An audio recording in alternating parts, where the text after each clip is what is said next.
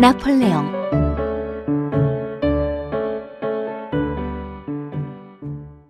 이곳은 프랑스에 있는 브리엔 유년 군사학교입니다.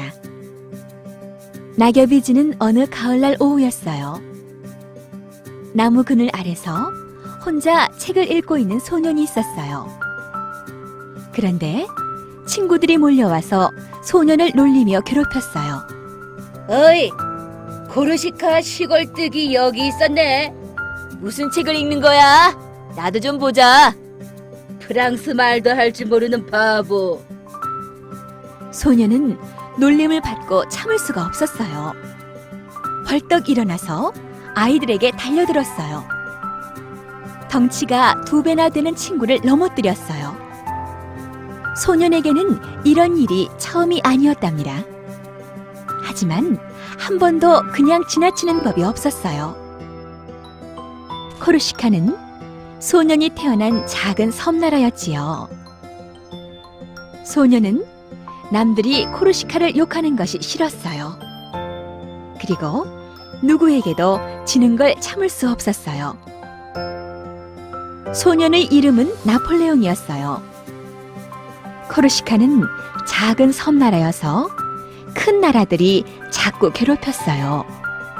나폴레옹이 태어나기 전에는 제노바라는 나라가 코르시카를 못살게 굴었어요. 그러다가 제노바는 코르시카를 프랑스에 팔아버렸어요. 작고 힘이 없는 나라였기 때문에 남들이 물건처럼 사고 팔아도 어쩔 수가 없었어요. 나폴레옹이 9살이 되었을 때였어요. 아버지가 나폴레옹과 형을 불렀어요. 너희들은 프랑스로 가서 공부를 하여라. 프랑스는 싫어요. 우리나라를 괴롭히는 나라잖아요. 나폴레옹은 입을 내밀며 대답했어요. 아버지는 2 아들의 손을 꼭 쥐며 말했어요. 프랑스에서 배운 것을 코르시카를 위해 쓰면 되지 않겠니? 형도 나폴레옹을 설득했어요. 너는 군인이 되고 싶다고 했잖아. 군인이 되려면 프랑스처럼 큰 나라에 가서 배우는 것이 좋아. 앞으로 할 일도 많을 거야. 나폴레옹의 꿈은 훌륭한 군인이 되는 것이었어요. 그래서 가족들이 말에 따르기로 했어요. 나폴레옹은 프랑스의 브리엔 유년 군사학교에 들어갔습니다. 나폴레옹은 이곳의 생활이 너무 힘들었어요. 프랑스 말이 서투르다고 친구들의 놀림을 받았어요. 섬나라에서 왔다고 무시를 당했습니다. 또 친구들은 나폴레옹이 키가 작다고 얕보고 괴롭혔어요. 그래서 나폴레옹은 친구들과 걸핏하면 싸움을 했지요. 나폴레옹은 되도록이면 친구들을 피하고 싶었습니다. 그래서 책을 더 열심히 읽었어요. 친구들이 없는 곳에 자리를 잡고 앉아 시간 가는 줄 모르고 책을 읽곤 했어요. 나폴레옹이 가장 좋아하는 책은 플루타르크 영웅전이었습니다. 이 책은 아주 오래전에 그리스와 로마에 살았던 영웅들의 이야기예요. 무슨 책을 그렇게 열심히 보니? 누군가 나폴레옹에게 말을 걸었어요. 나폴레옹이 올려다보니 언제나 생글생글 웃는 앙드레였어요. 앙드레는 시골 출신이라 나폴레옹을 잘 이해해 주었답니다. 응, 플루타르크 영웅전인데 아주 재미있어. 나폴레옹은 플루타르크 영웅전에 대해 신나게 설명을 했습니다. 플루타르크 영웅전은 그리스와 로마의 영웅들에 관한 책이야. 나는 그 중에서 카이사르 장군이 가장 존경스러워. 카이사르는 아주 용감해서 수많은 전쟁을 모두 승리로 이끌었대. 부하들한테도 인기가 많았대. 정말 대단한 사람이지? 나폴레옹은 얼굴이 빨갛게 되도록 신이 나서 말했어요. 그런데 카이사르 장군은 왜 가장 아끼는 부하에게 죽었을까? 나폴레옹의 이야기를 듣고 있던 앙드레가 말했어요. 너도 이 책을 읽었구나. 난 그것도 모르고 아는 척했지. 나폴레옹은 그만 부끄러워졌어요. 대답해봐, 나폴레옹. 카이사르는 왜 가장 가까운 부하에게 배신을 당했을까? 앙드레가 다시 물었어요. 나폴레옹은 대답을 하지 못하고 우물쭈물했어요. 그러자 앙드레가 말했어요. 카이사르 장군은 부하들에게 인기가 많았어. 자신도 부하들을 아꼈지. 그래서 마음을 놓고 있다가 배신을 당한 거야. 아, 그랬구나. 나폴레옹이 고개를 끄덕였습니다. 앙드레는 말을 계속했어요. 최고 지도자가 되는 건 그만큼 힘든 일이야. 나폴레옹, 너는 카이사르 장군처럼 되고 싶다고 했지? 지도자는 자기를 싫어하는 사람도 자기 편으로 만들 줄 알아야 해. 그런데 넌 학교 친구들하고도 사이가 나쁘잖아. 그래서 어떻게 최고 지도자가 되겠니? 그날 밤 나폴레옹은 밤새 잠을 잘 수가 없었어요. 자기를 싫어하는 사람도 자기 편으로 만들 줄 알아야 해. 앙드레의 말이 머릿속에서 맴돌았기 때문이에요. 나는 친구들이 놀리는 게 싫었어. 나는 화가 나는 일이 있으면 못 참아. 남에게 지는 것도 싫어. 이래서는 진짜 지도자가 될 수 없다는 거지? 앙드레의 말이 다시 떠올랐어요. 나폴레옹, 너는 재주가 많아. 내가 우리 학교에서 수학을 제일 잘하잖아. 그리고 군사 과목도 성적이 아주 좋아. 키는 작지만 운동도 잘하지. 친구들의 마음을 얻으려고 노력해봐.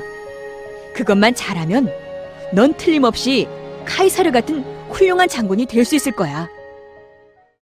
브리엔 유년 군사학교에서는 1년에 2번씩 사열식을 했어요.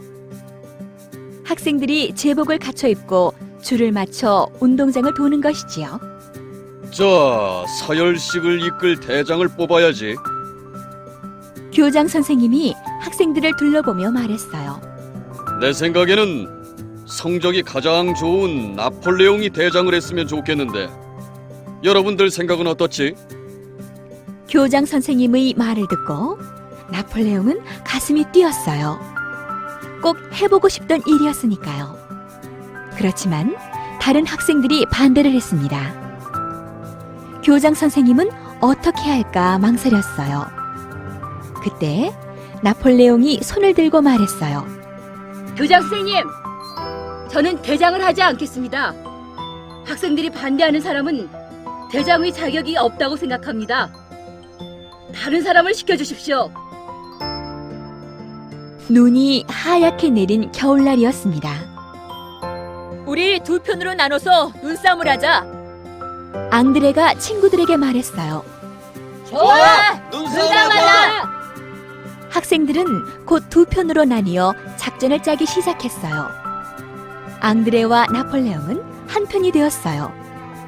얘들아, 이번 눈싸움 대장은 나폴레옹에게 맡기면 어떨까?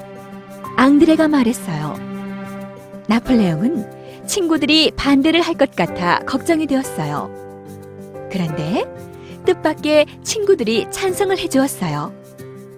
지난 가을에 있었던 사열식 이후로 나폴레옹이 친구들과 많이 가까워졌기 때문이었지요. 나폴레옹은 우선 자기 편이 몇 명인지 확인했어요. 그리고 각자 해야 할 일을 정해주었어요. 나폴레옹은 빈틈없는 계획을 세우고 재빨리 명령을 내렸어요. 드디어 눈싸움이 시작되었어요. 나폴레옹 편은 사조로 나뉘어 질서 있게 행동했어요. 나폴레옹 편은 금방 상대편을 포위해버렸어요. 다음 날에도 눈싸움은 계속되었어요. 그렇지만 매번 나폴레옹 편이 이겼답니다. 나폴레옹은 작전 계획이 아주 훌륭해. 정말 대작감이야. 학생들도 이제는 나폴레옹을 믿음직스럽게 생각했어요. 어느 날 교장 선생님이 우연히 학생들의 눈싸움을 구경하게 되었어요. 그런데 눈싸움은 늘 한쪽 편이 이기고 있었어요. 교장 선생님은 이기는 쪽을 유심히 살펴보았어요. 그랬더니 나폴레옹이 그 편을 이끌고 있었습니다. 교장 선생님이 나폴레옹에게 물었습니다. 그렇게 늘 이길 수 있는 비결이 뭐지? 나폴레옹은 씩씩하게 말했어요. 같은 편인 친구를 믿으면 됩니다. 그게 가장 훌륭한 작전입니다. 교장 선생님은 고개를 끄덕이며 나폴레옹의 머리를 쓰다듬어 주었습니다. 그로부터 15년 후 수만 명의 프랑스 군대가 눈 덮인 알프스 산을 넘고 있었어요. 오스트리아군을 쳐부수러 가는 길이었습니다. 맨 앞에서는 늠름한 장군이 말을 타고 달리며 군대를 지휘하고 있었어요. 그 사람은 바로 오래전 유년 사관학교에서 눈싸움을 지휘하여 멋지게 승리를 거두었던 나폴레옹이었어요. 내 사전에 불가능이란 없다. 병사들이여, 나를 따르라! 나폴레옹은 추위와 눈보라를 헤치며 외쳤습니다.